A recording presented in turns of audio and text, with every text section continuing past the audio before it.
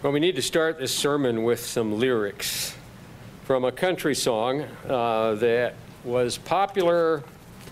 I was trying to remember when I heard it. I remember where I was driving. It was down a certain street in Eugene, Oregon. I usually remember songs based on where I am when I hear them, I guess. Maybe you're the same. But this one must have been about 12 or 14 years ago. Sawyer Brown was the singer. And it's called Thank God for You. But there's the rest of the song is immaterial to the sermon. All I'm interested in is two lines out of the chorus line that I think are interesting and important for us today for the purpose of this message. He sings in the chorus, I gotta thank Mama for the cooking, Daddy for the whooping, the devil for the trouble that I get into. I've got to give credit where credit is due. He has to thank the devil for the trouble that he gets into, and he has to give credit where credit is due. So the title of this sermon is Giving the Devil His Due. Giving the devil his due. Now we're coming up on Atonement, so this is an appropriate time to address this, although it's not a bad time. Most any time of the year to size up our adversary and refresh our minds on his tactics and his plans for torpedoing our chances of being in the kingdom of God. If he wins, we lose. But we intend to win, and we intend for him to lose as it is supposed to be.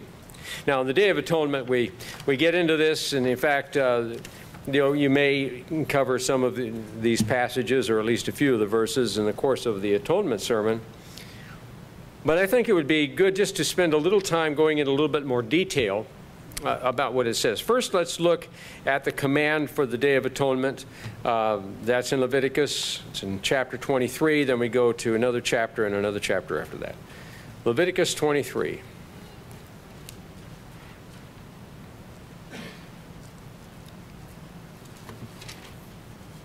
This is the catalog of all the annual holy days of God, a chapter that is unfortunately completely overlooked by traditional Christianity. They have no concept that this is an important chapter. When you were called into God's church, you began to realize how important this chapter was. All year long, year in and year out, because this is the catalog of God's holy days. Not the world's holy days, not the world's holidays, not the world's saint days, or whatever they might be called, but the catalog of God's holy days. It starts, of course, with the weekly Sabbath, the Passover and the days of unleavened bread, the Feast of Weeks, also known as Pentecost, the Feast of Trumpets, and then the Day of Atonement. Tabernacles is included as well. It comes in toward the end, but let's look in verse 26. The Lord said to Moses, on the 10th day of the 7th month. Now, the 7th month is by the reckoning of God's calendar, which is essentially the obvious one, is the Hebrew calendar, traditional Hebrew calendar. It's on the 7th month. That will be the Day of Atonement, on the 10th of that month. And you will afflict your souls. Now, we understand from comparative reading and following through what it means to afflict your soul. It means to fast. You don't eat anything and you don't drink anything, including coffee, and you wish that you hadn't drunk so much coffee the day before because that's where the headache comes from. So it's always a good idea to knock off the caffeine a little bit. Not necessarily entirely, but it depends on how many quarts of coffee a day that you drink. I don't know if anybody does that, but I used to know some people that they measured the coffee they drank daily by the pot. Which was pretty close to a quart, maybe even more than a quart. 2-3 pots of coffee a day. That's a lot of caffeine, especially when you're talking about Robusta beans. There are two kinds of coffee beans, Robusta beans and Arabica beans. The really good coffee are the Arabica beans, and they're more expensive too. The Robusta beans are the lowland coffee that they can machine harvest, and they're very high in caffeine and very high in acid. So you make a net drop when you go to the fancy coffees. You lose nearly half the acid, nearly half the caffeine, just shifting to a different bean. But you get a lot more flavor. But this isn't a coffee commercial.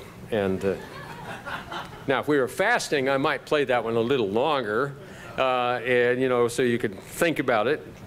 Sometimes it's fun to describe things we enjoy tasting or eating on a fast day like the Day of Atonement. But getting back to this, it's on the 10th day of the 7th month. We afflict our souls to make an atonement for any person who is not afflicted in soul on that same day shall be cut off from his people. Obviously, we have made adjustments for those who are, ill or infirm or very small or with certain medications. And I'm sure that would have been made as well.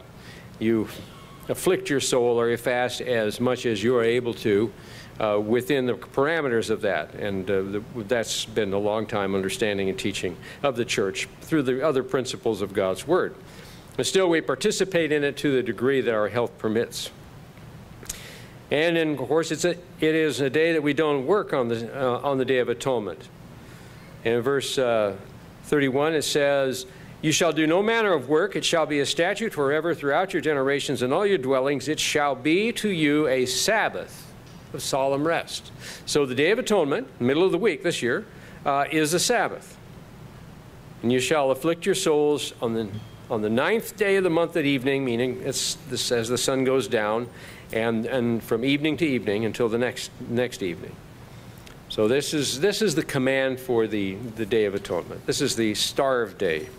Somebody was telling me the other day. A friend of theirs found out that the person we're talking about here was in the church, and so he said, "Do you starve?" What he meant was, "Do you fast?" But he couldn't think of the word. And that's not surprising. Most people in society don't fast. They don't even use the word, except very rarely, and usually in a medicinal discussion. So he just thought of it as starving. Yes, we starve for a whole day, but you survive. That's why we lay on just a little extra around the middle so we can burn it off when it comes to the Day of Atonement. But it is a day that we're commanded to keep, and it's a marvelous day. It has a lot of exciting things. Let's go to chapter, hold it, did I cover? Yes, I did. Let's go to chapter 16 now. Chapter 16 has the ceremony that was done at the tabernacle in the wilderness when Israel was wandering out of Egypt and over toward Israel. They didn't have Google Maps in those days, so they wandered. It wouldn't have made any difference anyway, because God would have messed with Google Maps to make sure they wandered, because they had some wandering to do during those 40 years. But whatever the case, they had the tabernacle then. That was essentially a portable temple. And it was, set up when God told him. He stopped. Literally, he stopped either the cloud by day or the pillar of fire by night.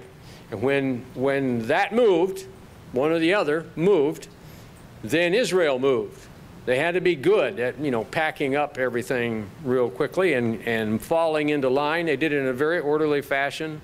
You read about that in Numbers, how the tribes fell in, and certain ones led, certain ones were the vanguard in the rear, and the tribe of Levi came kind of in the middle, carrying all the paraphernalia that had to do with the tabernacle as well as their own things. It was very organized, and they got good at packing up and getting ready to go whenever the God gave them the signal, and either moving the cloud or by moving the pillar of fire. That has to be an adventure, a long adventure for those people at that time. But they would come to the Day of Atonement, and the tabernacle would be set up, and later this ceremony would have been done at the temple that Solomon built in Jerusalem. And we'll read about it as it was given for Aaron to initially do. So at one point, the first Day of Atonement came around, Aaron was the one to do this the first time. Verse 6, "Aaron shall offer a bull as a sin offering." So there was a bull involved in the offerings. There were a number of animals offered on the Day of Atonement, and not just the 2 goats. Well, the goats are the most famous, and that's really what we're coming down to look at those goats and their significance. But there were other things. The bull was a sin offering for himself and for his house or his family. that he had to come before God and make this offering, and God accepted that offering, and then Aaron could go ahead to officiate at the rest of what God had commanded him to do. So once he's done that, then he shall take the 2 goats, and he will present them before the Lord at the door of the tabernacle of meeting. So there would be the 2 goats selected for that day. They would be brought forward. They were just regular goats. And he would cast lots for the goats. You know, draw long straw, short straw, have something like a dice. Possibly he used the Urim and the Thummim because he was the high priest, and he would cast, they would be considered lots in making a decision that Israel would put to God. But whatever the case, the lots were cast, and one goat was designated as the Lord's goat, and the other goat was designated, as it says here, as the scapegoat, which is the English translation of the Hebrew word azazel. And it's a little bit of an obscure word for the King James translators, so they just called it the scapegoat, meaning the escape goat. It's the goat that escaped. The other one was sacrificed, and this one wasn't, hence the scapegoat. The term scapegoat has then morphed in the English usage based on the ceremony, which means at one time part of the public knew about these ceremonies. Whether they followed them or not, that's another thing. But a scapegoat is somebody who gets blamed for somebody else's problems. And so that they were at one time conversant with that. And Aaron shall bring the goat on which the Lord's lot fell, verse 9, and offer it as a sin offering. That goat would therefore would be slaughtered. And in the typical fashion, according to the regulations of how offerings were to be made, that one would be offered as a blood offering. It would lose its life. But the goat on which the lot fell to be the scapegoat, or the azazel goat, shall be presented alive before the Lord to make an atonement upon it, and to let it go as the scapegoat into the wilderness. Now we'll get to that fulfillment of that later. So it would be then taken aside, and it had to wait until toward the end of the series of ceremonies. Now, most of us are not in the butchering business, so we don't calculate times that would be included here, but with the bull that had to be offered for Aaron, and then the goats having to be offered, and a few other things that had to be done, the atonement ceremony had to take hours. Just to get the things done, it had to take hours. Hours on, and a reasonable amount of energy expenditure on the part of the priests who were involved. A considerable amount at the end of the day on the part of one. But this would all have been done on an empty stomach, which shows that it can be done on an empty stomach. In verse 15, he will kill the goat of the sin offering that is for the people, and he'll bring its blood inside the veil, and to do with that blood as he did with the blood of the bull, and sprinkle it on the mercy seat and before the mercy seat. And he will make atonement for the holy place because of the uncleanness of the children of Israel.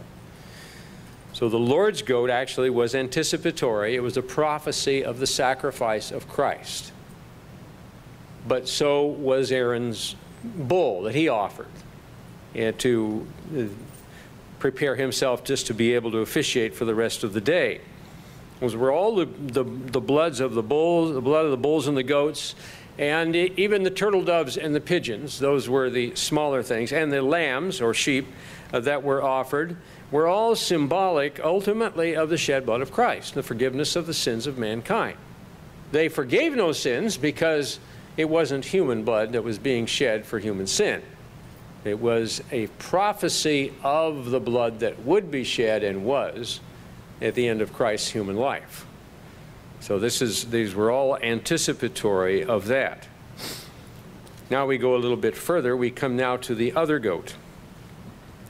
And when he has made an end of atoning for the holy place and the tabernacle of meeting and the altar, and as well as, let me interject here, the layout of the tabernacle. The tabernacle would have been similar in dimensions to this room, maybe not quite as wide, and maybe or else a little bit higher ceiling. But it was a rectangular affair, and about 2/3 of it constituted the large room. As you entered the doorway, which faced to the east, it always faced to the east, and so did the temple, you would enter the holy place. Well, you wouldn't, because you have to be a priest to do that. But if you were a priest, that's what you would see. You would walk into the holy place. What would be in there would be the tables, the golden tables upon which the bread would be placed, the showbread. I wonder if that was there on Atonement. That would be kind of bothersome. You got this lovely, fragrant bread. You know, this would be better if it was an Atonement sermon, wasn't it? I could describe what the bread smelled like, you know, in the enclosed area there. And, you know, you can...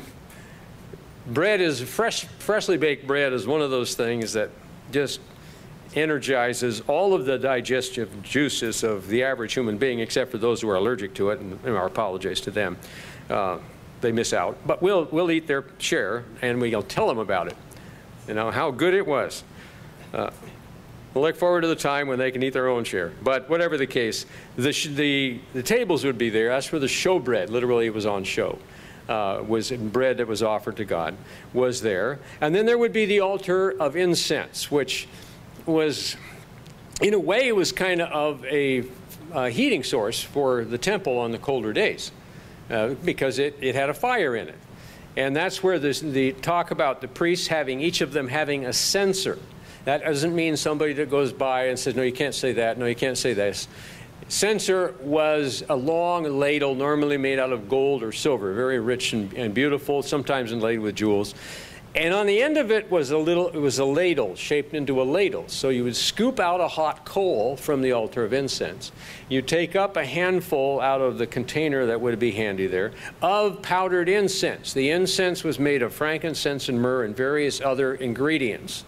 One family of the tribe of Levi, it's all recorded here in the Pentateuch, one family of the tribe of Levi had the responsibility to make the incense and to preserve the recipe, you know, and hand it down from father to son, as it were. So the priest would take that, and he would probably had a tactic where they would wiggle their little finger, and it would dribble down onto that hot coal and give off this wonderful fragrant scent, filling the holy place. Now the priests, all of the priests, when they were on duty, whatever their opportunity was, they would go into the holy place. They all officiated there. What changed is that they couldn't go behind the back wall, which was actually another curtain or tapestry. In the temple, it was a massive tapestry. Behind that was the other third of the inside of the building, and that was called the most holy place, or sometimes the Holy of Holies. I think in Hebrew they simply repeat the Hebrew word for holy twice, meaning the most holy place, or the Holy of Holies. That's how they do superlatives. We say good, better, best, never let it rest here. Good is better and a better best. And in Hebrew it's like good, good. Good, good is best, you see. Just good is just good. So that's a little bit of the language aspect of it. But whatever the case, it was on the Day of Atonement that the high priest could go into the most holy place, other than when they were taking it down for transport and setting it up. For any ceremony, it was on the Day of Atonement that he went in there. And you think, well, what was in that room? The Ark of the Covenant, with the mercy seat. The mercy seat was the covering of the Ark of the Covenant. The Ark, we don't know the dimensions specifically, but it was a chest, or a trunk, or if you want to call it that, ornate and beautiful, overlaid with gold. And on the top of it was a beautiful covering, and on top of that was the mercy seat. The mercy seat was statuary representation of God's throne, and to the left and the right of it were golden cherubim. That means these were statues of angels. Typically, God forbade the Israelites to make any image of anything in heaven above or in the earth beneath, that they would worship, but certainly not to make anything image of him. But that was the one exception where two angels were made in statuary. In the temple, not only did you have the cherubim that were on the mercy seat itself, but you had two cherubim that were set up in that back room and were very, very large. That would have been the case in Solomon's temple, not so much in the tabernacle, which was the portable temple. So Aaron, as the high priest, could go into the most holy place only on the Day of Atonement and only for the ceremony of sprinkling the blood on the mercy seat and making an atonement for it. You know, seeking God's forgiveness and squaring things away, as it were, for the whole year. So here we are, and he made an end of atoning the holy place, the tabernacle of meeting, the altar. He shall bring the live goat, which is in verse 20. Now verse 21, Aaron shall lay both hands on the head of the live goat. So this is the goat that didn't get sacrificed. And he will confess over it all the iniquities of the children of Israel and all their transgressions concerning all their sins, and putting them on the head of the goat, and shall send it away into the wilderness by the hand of a suitable man. This is the only animal sacrifice in the entire Levitical sacrificial system in the Bible that doesn't die as a sacrifice. This is unique. It's not like any of the others. When you go through the study of the sacrifices, you'll find that they're all pointing forward to the sacrifice of Christ. Now, there are many who do not keep the Day of Atonement, so they do a lot of speculating about these things. And so in Christianity, some think that, well, you see, God forgives our sins and he removes our sins. So the Azazel goat or the scapegoat is removed from the presence of Israel. But they overlook. They don't have a clear perception of how Satan operates, unfortunately, and that's why our world is so deceived. They overlook the ceremony after Aaron confesses upon that goat all the sins of Israel over the past year. And then he sends it away into the wilderness, an uninhabited region, by the hand of a suitable man. We'll refer back to that part of the ceremony as we go through. It is sent away.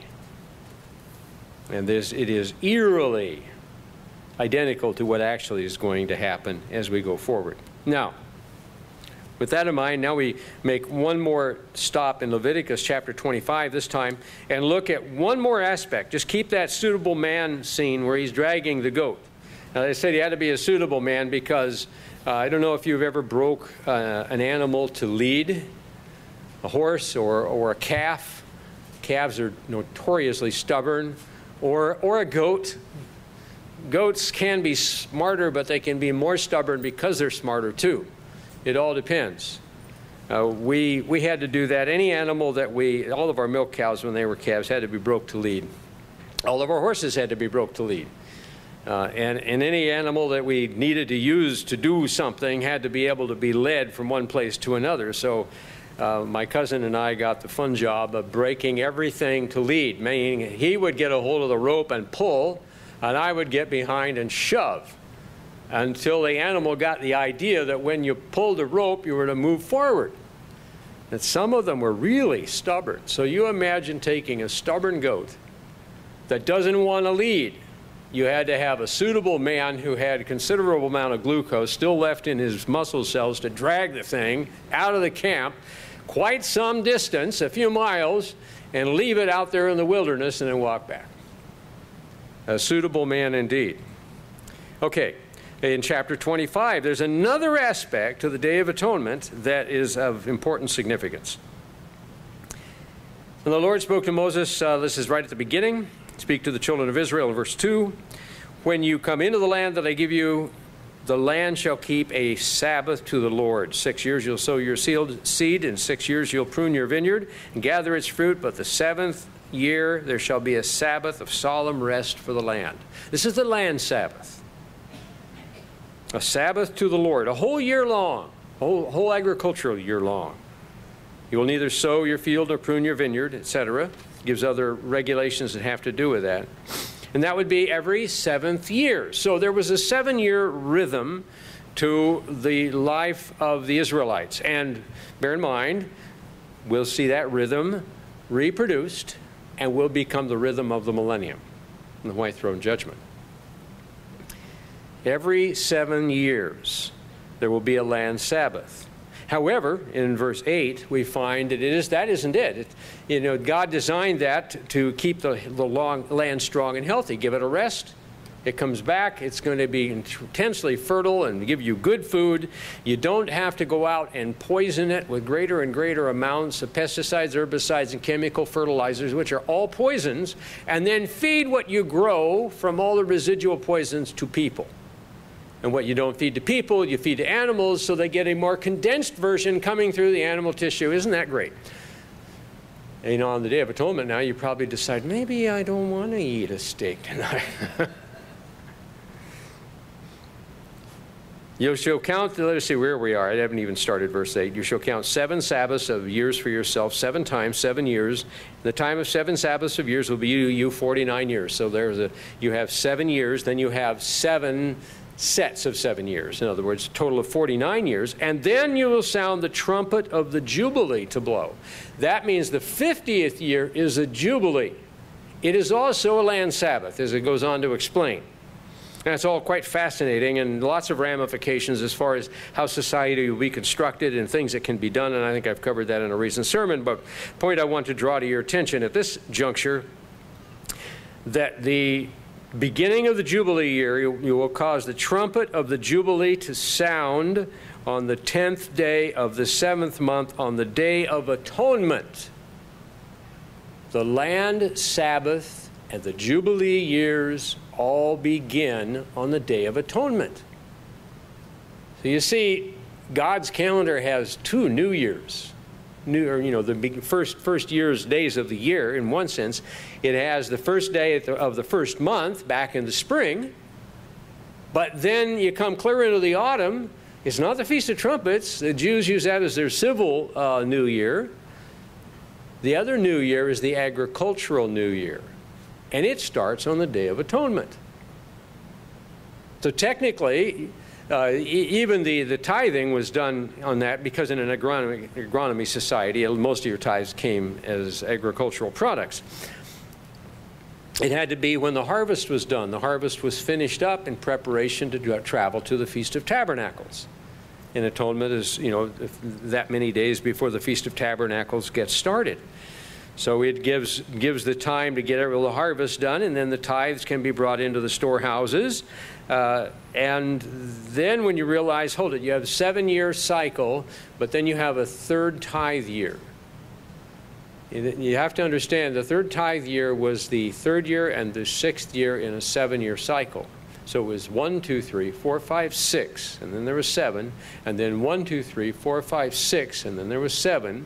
Otherwise, if it was every 3rd year repeating, you come to the 21st year, and you would have a 3rd tithe year on a land Sabbath. And there wouldn't be any tithes of significance at all. So it has to be into that rhythm of within the 7-year cycle. But that 7-year cycle was all based on the Day of Atonement. It adds a little excitement to the day, something additional to consider and to weigh. It was, let me find the passage here. You'll proclaim liberty. On the beginning of the Jubilee, the land that was inherited by the families within the tribes, it could be sold if you didn't want to farm. Maybe you wanted to make shoes or tents or something. So you would have a business in the village, and you could sell your land. But when the 50th year came, your land came back. The very next 50th year, it came back. You couldn't get rid of it. It came back into the family. Now, it might not be you. It might be your children or your grandchildren, but the wealth of the owning of the land came back. It was only leased out to somebody until the 50th year. So what that did, and this is an aside to our main topic, but it's interesting, it would move wealth back and forth through the society in a rhythmic fashion. We move wealth back and forth. The rich get richer and the poor get poorer, and then suddenly we have this thing that happens that shuffles the wealth cards back across the population in America, and frankly all the rest of the nations, to a large extent, not nearly as efficient as the land Sabbath would do, except it's an economic depression, typically is what it is. The 1880s, the 1930s, and then we're bound to have one before long, pretty close to about 50 years apart. It's much more traumatic than having the land Sabbath, which started on the Day of Atonement. So here we have the Day of Atonement factoring into a lot of additional things that we haven't thought about. Liberty is proclaimed. You shall proclaim liberty. Blowing of the trumpet on the Day of Atonement proclaims the liberty. Those who were indentured servants, they had their freedom. Those who didn't own their land and had sold it until the Jubilee, they got their land back. So you had freedom or liberty to live, liberty, economic liberty in that sense. But we're going to see that there was another kind of liberty that was proclaimed and is proclaimed on the Day of Atonement. It's liberty from evil. Evil shall be bound. It'll be removed, and you will be free from it. And it will be free ultimately when that Day of Atonement is fulfilled. Now, let's look at the evil that needs to be bound, starting with prophecies that we have come to see are very clearly about Satan in Isaiah 14. Well, let's look at that one to start with. Isaiah chapter 14.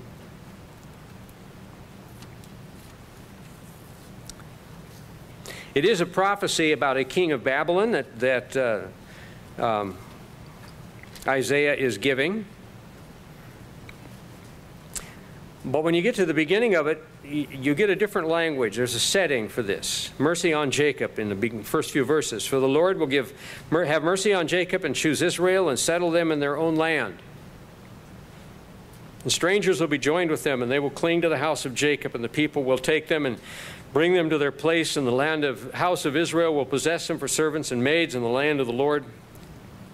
And they will take them captive, whose captives they were, and rule over their oppressors. And you think, well, when did that happen? The answer is it didn't happen. This is a prophecy. Isaiah started his ministry, began to prophesy, when Israel was a vassal kingdom of the Assyrian Empire. They came, they conquered them, hauled off their gold, and charged high taxes for them. The Israelites, being good Israelites as they are, or classic Israelites as they are, they rebelled. They didn't like taxes that were that high. We've heard that before. So they rebelled, and the Assyrians came that time, and they thrashed the Israelite army. This would have been in about 735 BC, thrashed the Israelite army, and they hauled off Zebulun and Naphtali, a half-tribe of Manasseh, Gad, and Reuben. The top tribes up on the north end of the Sea of Galilee and everything on the east side of the Jordan. They took them off and deported them. And they left the remnant of the country there and told them, you better pay your taxes or we're going to come beat you up again. Well, that wasn't enough for the Israelite kings, and true to form, they rebelled again in about 718 BC. That was about 15 or so years later. They went through the whole thing, and this time they came and they besieged Samaria. That was the capital city of the northern kingdom of Israel. The Assyrians did, and they destroyed it. After 3 years, they'd taken everybody else captive probably, but Assyria wanted to make sure they took out the capital city. And they took it out, and they took what was left of the people inside and hauled them off and deported them into the Assyrian Empire. Those are the lost 10 tribes of Israel, and they never came back. Oh, maybe a family here or a family there. But most of those had separated from their house of Israel before and moved down and lived with the Jews. And they'd done that hundreds of years earlier when they had the civil war at the end of Solomon's life. So what Isaiah is talking about has not happened. The 10 tribes did not come back en masse and settle in Israel. The Jews did. See, the Jews were going to be taken captive about 130 years after Isaiah by the Babylonians. The Babylonians, at the time Isaiah wrote chapter 14, the Babylonians were only a province in the Assyrian Empire. Their day came when they became the dominant force, and they booted out the Assyrian overlords, and then they began to flex their muscles, and the house of Judah was what was left of the Israelites.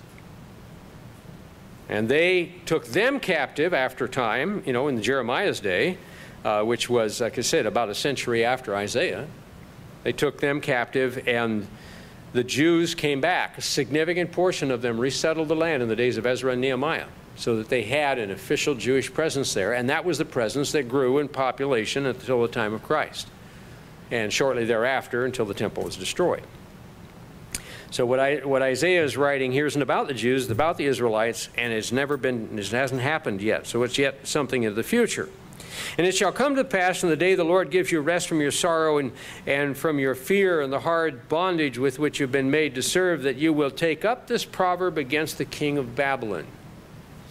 See, the Israelites suffered consequences of the Assyrians, but we know from prophecies about the Great Tribulation, when you put these all together, that they're going to suffer more in our time, when everything comes down to another world war.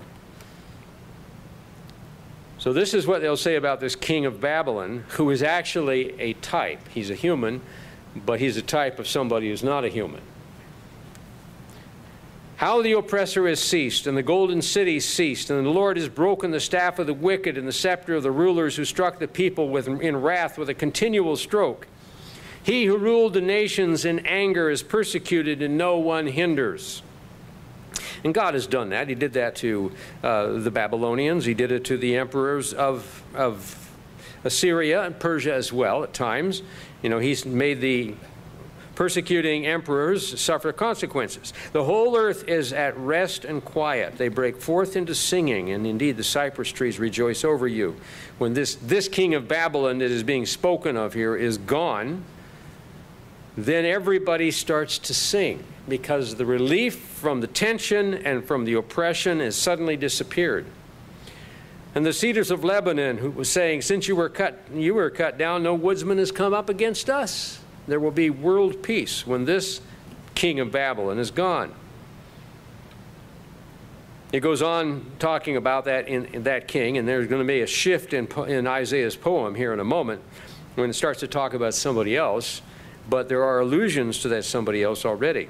Hell from beneath, the grave from beneath, is excited about you to meet you at your coming. That would apply to a physical king. It stirs up the dead for you and the chief ones of the earth. As figurative languages, the dead are dead, and the dead know not anything, so there's no immortal souls jumping up and down for joy that this guy's coming to join them.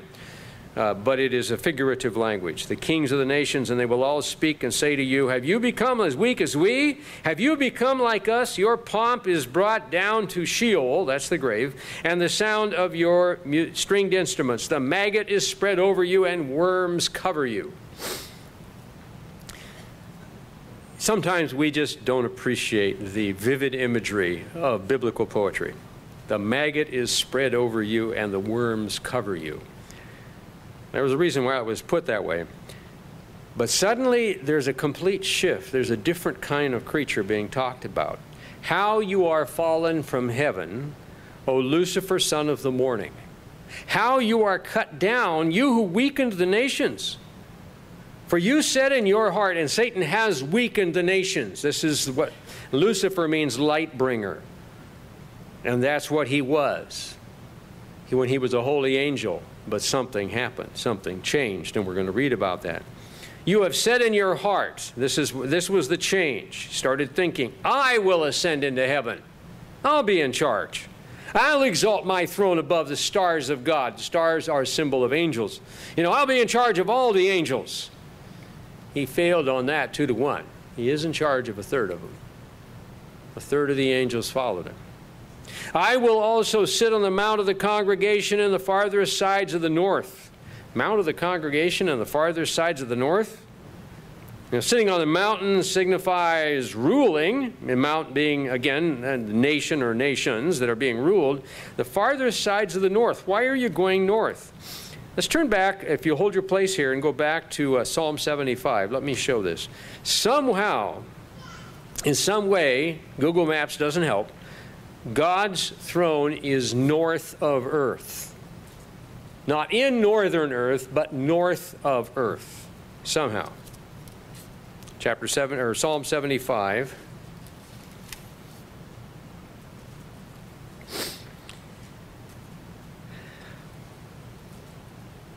Let me just read through it. We give thanks to you, O God. We give thanks for your wondrous works and declare that your name is near.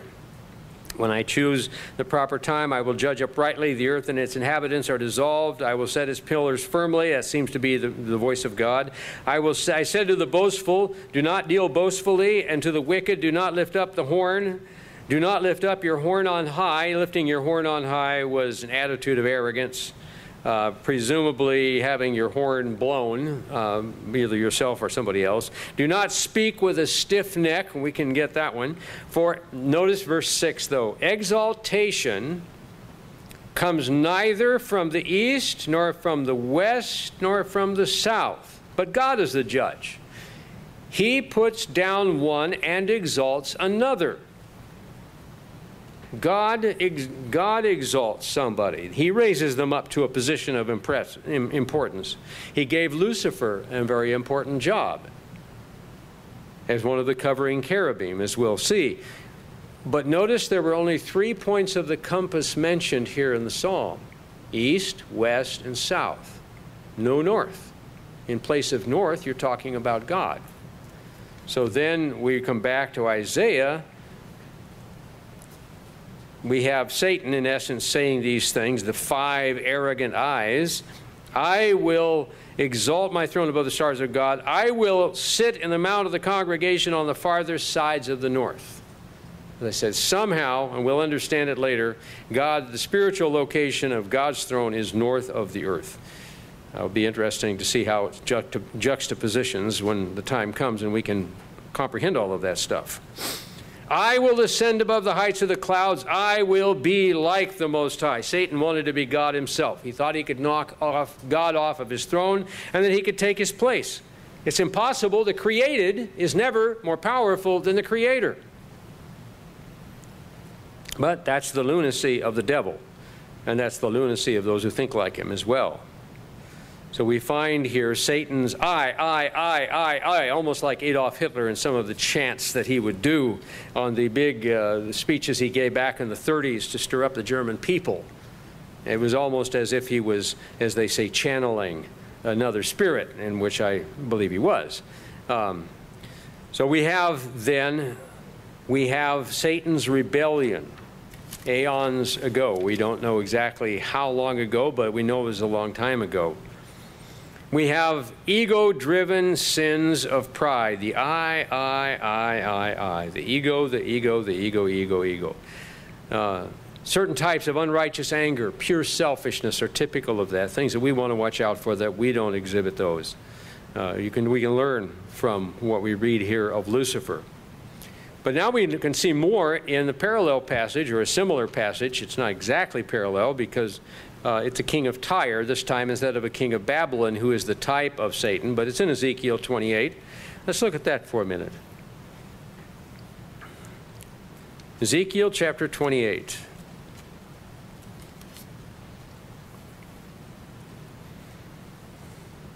The word of the Lord came to me, verse 1, saying, Son of man, say to the prince of Tyre, thus says the Lord, because your heart is lifted up, and you say, I am a god, I sit in the seat of the gods, in the midst of the seas, yet you are a man and not a god, though you set your heart as the heart of a god. Behold, are you wiser than Daniel?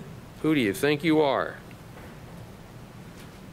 He goes on chiding him there, but we'll follow along. You can see how you see the ego of a king of Tyre. Tyre is different. Babylon today is in Iraq, right where it used to be. It's the ruins of what was left of the ancient city. Tyre is on the north coast, the western coast of Lebanon. Not terribly far from Beirut, but that was where Tyre, the ancient world, was located. It was a coastal city.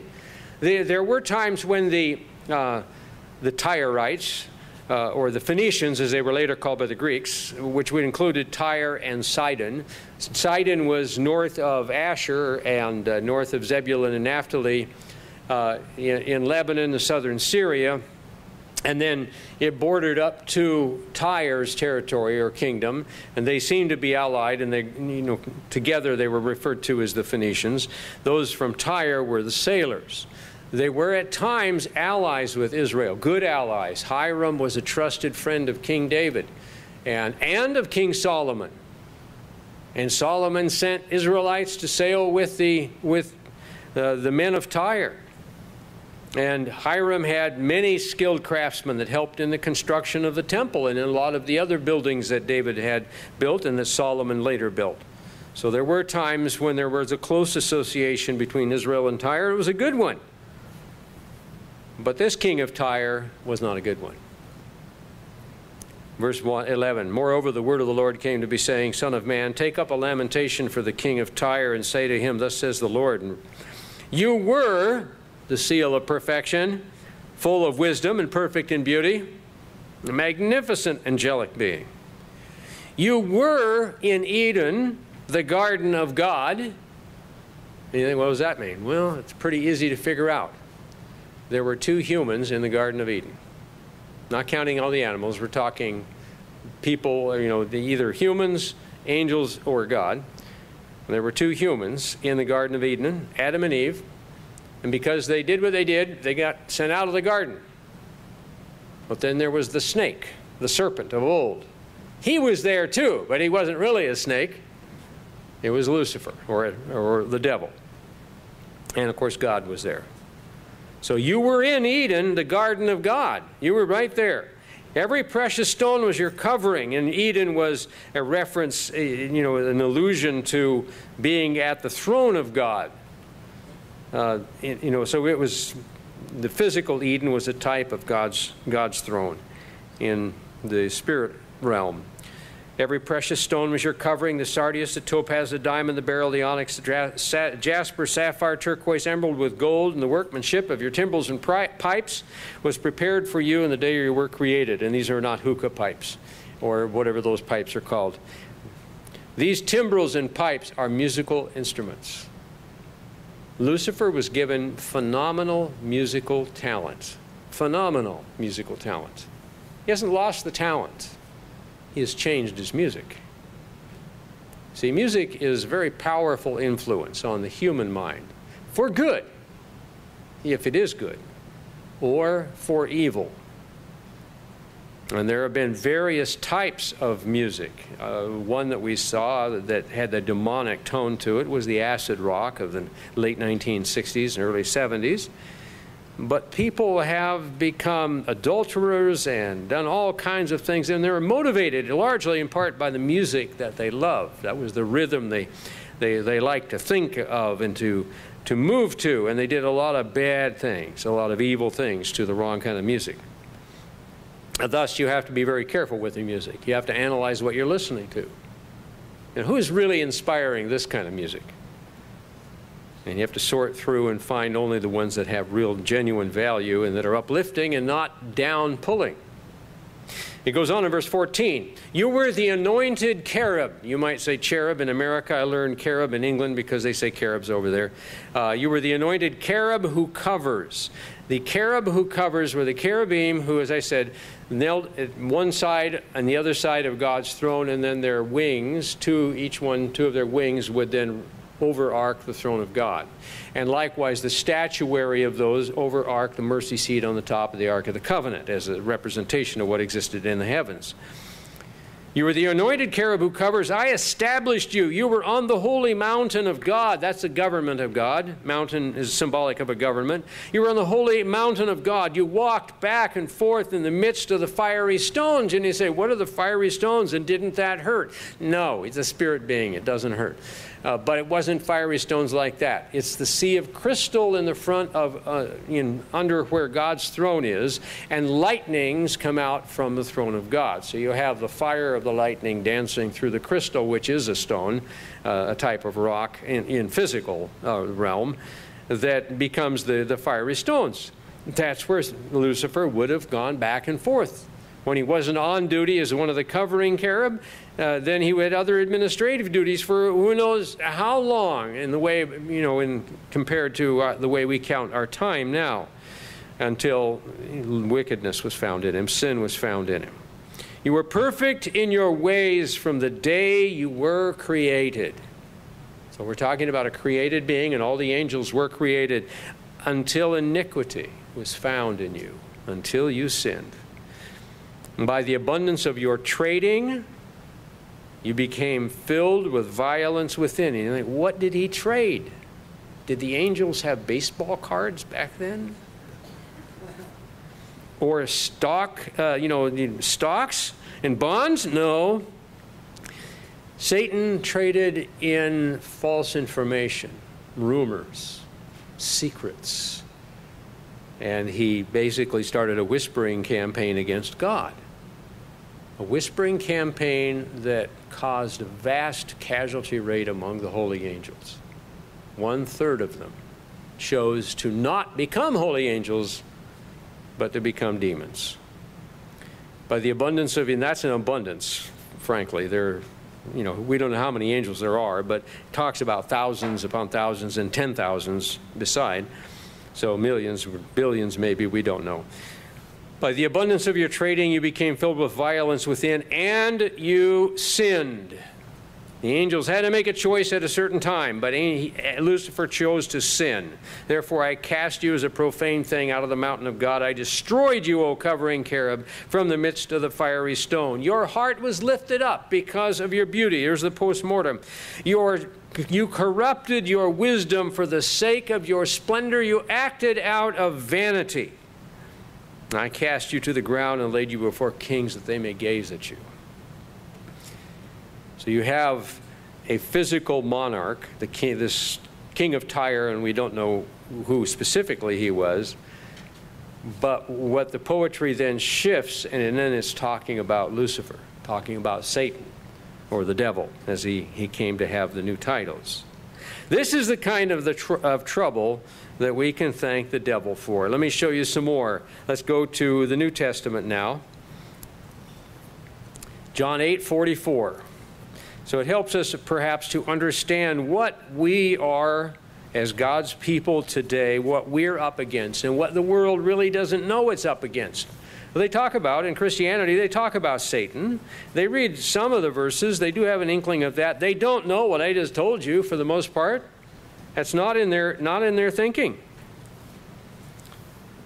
John chapter 8 and verse 44 is the passage that we want to read. Here it is. Now, Christ is in a confrontation with some of the Pharisees and Sadducees. And it's a real sharp argument going on. And he lays it on the line in verse 44. He says to them, you are of your father, the devil. And the desires of your father you want to do. He was a murderer from the beginning.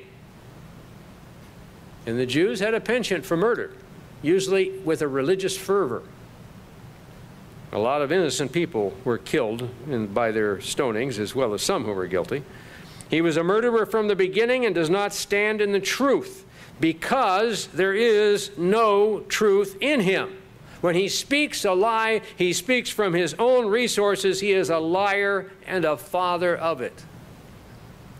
God has called us out of the world that imitates this devil. It doesn't have the truth of God. He has called us, brethren, to understand his truth. The world does not comprehend it, not even the religious world, and in some ways especially not the religious world. Traditional Christianity is blind to this for the most part. They have an inkling here, an inkling there, but they have inherited false doctrines that skew their understanding of the Scriptures. Unless God calls one of them out of that, as he has many of you, and then suddenly everything begins to make sense. Satan is the father of liars. There is no truth in him, but he can make it appear like there is. Let's look at 2 Corinthians 4. 2 Corinthians chapter 4.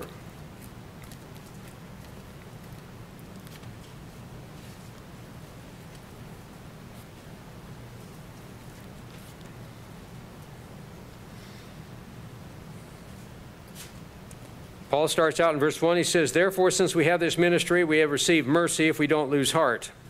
In other words, there is always the challenge of losing heart and the danger of losing heart, getting discouraged and unable to move forward and following God's way and doing his work. But we have renounced the hidden things of shame. We have renounced the hidden things of shame. What are the hidden things of shame? Well, one is we have renounced any kind of admiration for Satan and his ideas. And any kind of sin in our own lives. We have renounced that, and we strive against it. And not walking in craftiness or handling the Word of God deceitfully. In other words, we try to be absolutely honest with God's Word, but by manifestation of the truth, commending ourselves to every man's conscience in the sight of God. But even if our gospel is veiled, and the true gospel of God's kingdom is veiled to this world, God lifts the veil here and there as He calls one of us to know the truth. And He's beginning to do that a little bit more. It's been a good while since there was any significant amount of that, but we've had some baptisms in our areas, and we're thankful for that. It is veiled to those who are perishing, though. The world doesn't understand God's way. It's as if it's veiled. They can't see it. Whose minds the God of this age has blinded. And no clever arguments, no, trying to sort of identify with them can make that clear to them. God has to lift the veil so they can see the truth. We know that process. We went through that process. When we didn't know one end from the other of God's way, it didn't make any sense to us when a relative or a friend was being called into the church. And then God gave us the bug. He lifted the veil, and suddenly it started to make sense. And pretty soon it made so much sense that you realize, I can't ignore this anymore. I have to start living this way. And so you did. And so we all did, ultimately. That's how it works. Chapter 11. A little bit more. Satan blinds the eyes of the world. In chapter 11, Paul starts in verse 12, but what I do, I will continue to do, that I may cut off opportunity from those who desire an opportunity to be regarded just as we are in the things that they boast. They are false apostles. There were those who made themselves self-styled apostles. See, true Christianity was a new religion at this time. So there were people like Simon Magus in Acts chapter 8 that realized, there's money to be made here. And power to exert. And so he tried to become an apostle. He tried to buy an apostleship from Peter and John. And Peter told him where he could take his offer and go. Well, there were others who did the same kind of thing. Such are false apostles, deceitful workers, transforming themselves into the apostles of Christ, claiming to be followers of Jesus Christ, but in fact they weren't. For Satan himself, and it says in verse 14, and no wonder, it makes sense, perfect sense. For Satan himself transforms himself into an angel of light. So it's no great thing if his ministers transform themselves into ministers of righteousness, whose end will be according to their works. Satan is a deceiver, a liar, a deceiver, and a murderer. He hates. He especially hates those who have been called by God to be a part of his family. That includes especially the Church of God down through time, including this time today in which we are drawing breath, and then throughout the rest of human history. God is going to call the rest of the world to know the truth. Some in the millennium, and the rest in the great white throne judgment. That is, those who are of the billions that will be involved there will be still a few in this age that will be called. In Ephesians chapter 2, right at the beginning of the chapter, we read this, and you, meaning us, he made alive, who were dead in trespasses and sins, in which you once walked according to the course of this world, according to the prince of the power of the air. We did that. We used to live like that, or our families did, if those who have been in the church for more than a generation. But there was a time when that was the way everybody was. They just went the way of the society, following the prince of the power of the air. Prince of the power of the air, as an interesting title, as if he's broadcasting evil intentions and moods and attitudes. And if we let ourselves be susceptible to those, we end up sinning badly and dangerously. The Spirit, this prince of the power of the air, is the spirit who works in the sons of disobedience. the disobedient and sinful culture that we see around us in our country and in all the rest of the countries around the world are that way because Satan is the prince of the power of the air that works in them, inciting them to greater and greater evils. Among whom we once also conducted ourselves in the lusts of our flesh, fulfilled the desires of the flesh and the mind, and we're like by nature children of wrath, just as others. But God, who is rich in mercy, called us out of that. So we find this is the kind of trouble we can thank the devil for getting us into. And we can thank God for getting us out of. In order for us to be united with the Father and with Christ as our Savior, we have to get Satan away from us. And so here is the process by which this will take place. It's not just our own, just us resisting the devil and he will flee from us. That's part of it on a personal level. But there has to be more. There has to be a final solution for the devil's work. And it is in chapter 20 of Revelation. Chapter 20 of Revelation.